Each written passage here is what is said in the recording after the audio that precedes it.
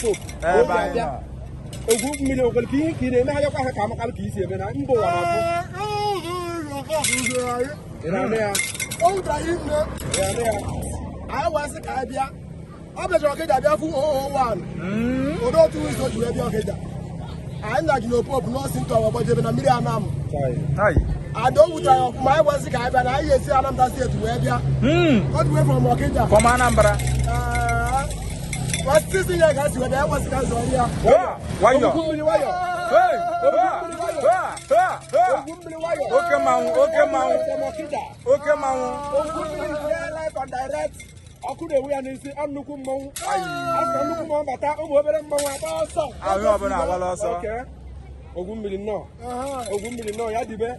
Go to Wutem, go to Wutem. I can more than one in a doctor. I didn't mean him one and look here. I said, I'm not my baby. I know everyone and I'm going to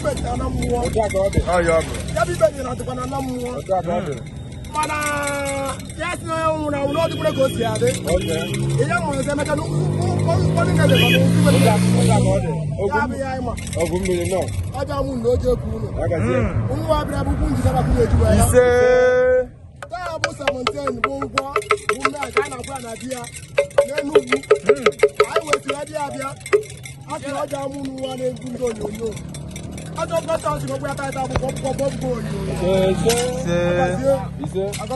Ogummo, I am a member. I've made the Tonibo. I have a man to go because I'm up your son. They call it because I don't do easy. As I know, I'm a secret crazy. I don't have a secret crazy. Ogummo, no. Yeah, about your son. No, God, you wait from doors. Oh, go see.